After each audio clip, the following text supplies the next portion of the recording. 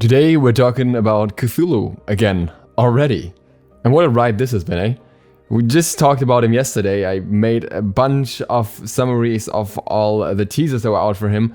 And while I was finishing up that video, not only did we get a video teaser which showed him, well, in all his glory, we also got the closer look being posted along with his in-game model. So we're gonna take a closer look at that kind of stuff today. I'm gonna play the trailer for you guys in the background here. If you want to check that out fully, there's obviously also going to be the link down below.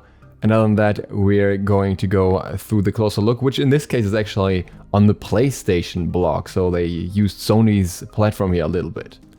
Cthulhu joins the pantheon of playable gods in Smite in June. Awaken the Great Dreamer next month and show your foes what true madness looks like. The Great Dreamer has awakened. Cthulhu has lain submerged and sleeping in his watery tomb for untold aeons. But soon, Cthulhu will enter Smite, the battleground of the gods, to spread madness and fear. Who is this eldritch deity, and how does he fit into the world of Smite? Read on for an exclusive early look into Cthulhu's creation and find out what awaits you when he arrives this June. Who is Cthulhu? Cthulhu is the great dreamer and the high priest of the Great Old Ones. He is the gateway to a set of cosmic entities with unfathomable power. They have existed for aeons, likely coming into being before our currently known universe. Even as Cthulhu sleeps in the underwater prison of R'lyeh, his power seeps into every shred of life on Earth, causing discomfort and despair. He will soon awaken, and the gods of Smite will be tested like never before. Our vision. We want Smite Cthulhu to stay true to his literary depiction while making him a fierce and intimidating monster, an iconic part of his modern interpretations. Cthulhu. Theme. Madness. Cthulhu's visual appearance and powers are designed to inspire psychological horror in his opponents. Visuals. Monstrous.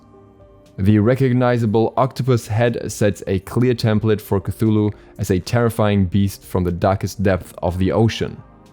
Personality. Nihilistic. Cthulhu holds no respect for human life nor for the gods of Smite. He sees them as insignificant beings who are utterly worthless within his universe. Perspective. Fear.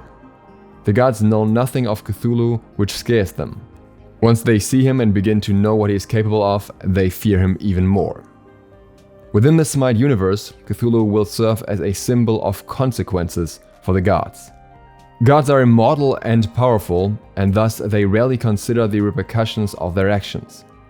Currently, in the Smite lore, the world has fallen to a strange magical corruption because of Persephone's poisoning of the World Tree. Little do the gods know that even as they rush to subvert Persephone's plan of destruction, far deadlier forces are preparing to rise and threaten the world. The gods have triumphed over strength and power before, but can they triumph over the darkness hidden within their own minds? Our top priority on Cthulhu's visual design was to ensure he was immediately recognizable as Cthulhu, while still adding a Smite twist to him.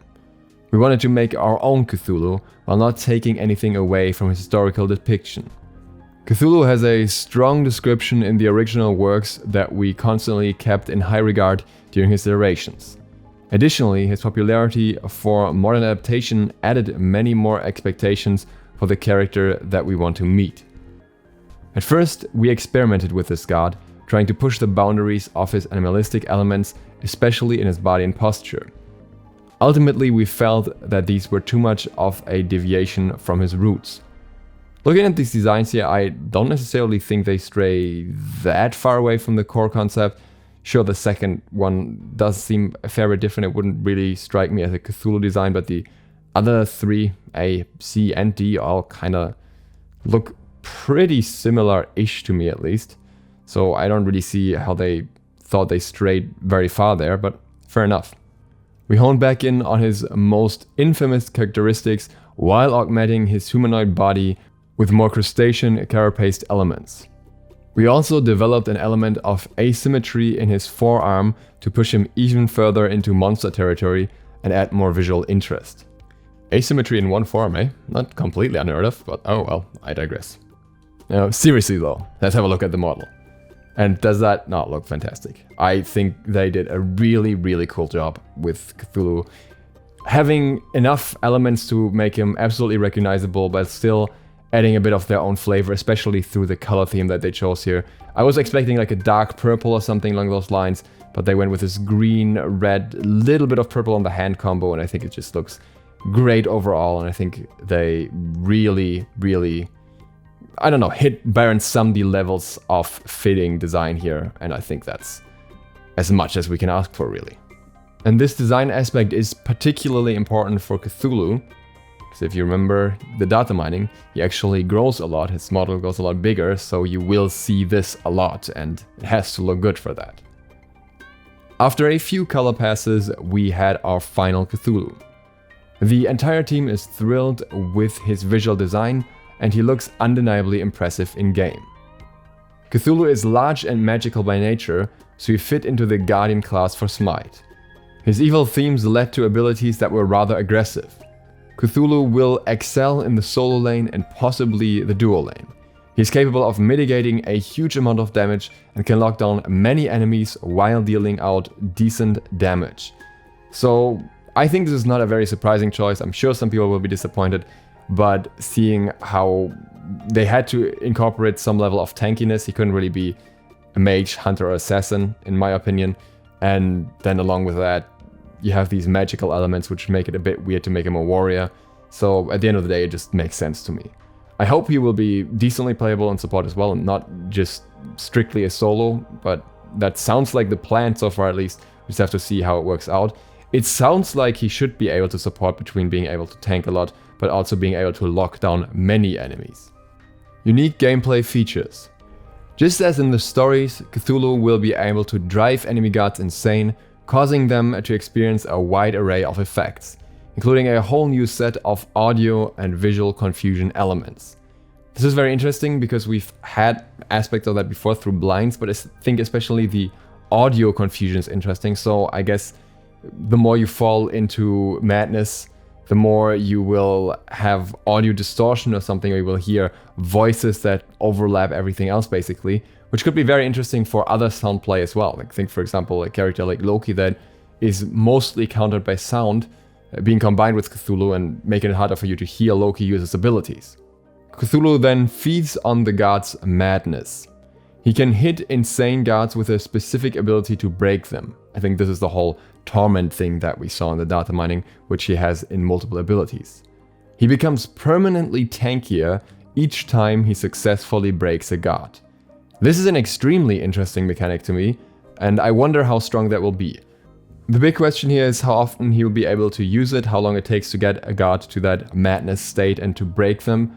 And depending on that, the tankiness increase could be higher or lower, but I think either way, if it's stacking health or defense, it should be relatively strong over the course of a game. We have very few abilities in Smite that do that. There is one from the Goddess of Demonetization, but it's not a common thing. It would be very interesting if it works a little bit like a reverse version of Nasu's ability in League of Legends, who doesn't get tankier throughout the game, but actually deals more damage with one ability throughout the game by stacking it a lot, so if it's a heavy focus on this mechanic. A unique scale. Cthulhu is in a distinctly unique size range that is larger than all the usual gods, but not as tall as Jormungandr. It should be noted that Cthulhu will move, attack, and be attacked within the usual Smite play space.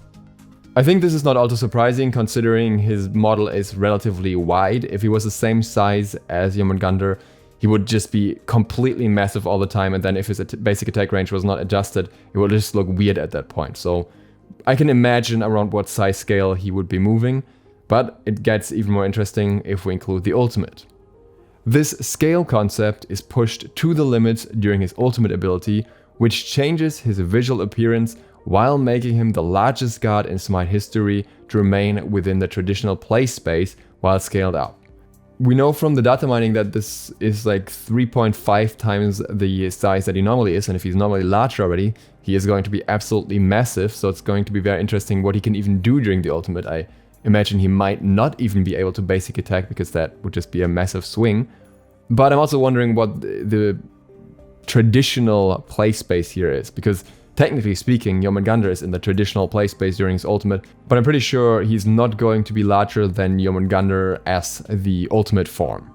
So it most likely just means the god standing on the battleground as normal, which is also interesting because there was speculation that Cthulhu would not be standing on the battleground as normal during his ultimate, and now, from what it sounds like, that seems to be the case though. One of the most mysterious gods in Smite's history is finally revealed. Cthulhu brings a recognition factor in name and visuals that rivals the most prominent gods in all mythology. Terror will be widespread within the Smite universe as long as he reigns. And now, considering it's specifically quoted here in the text, I guess I'll have to do it again.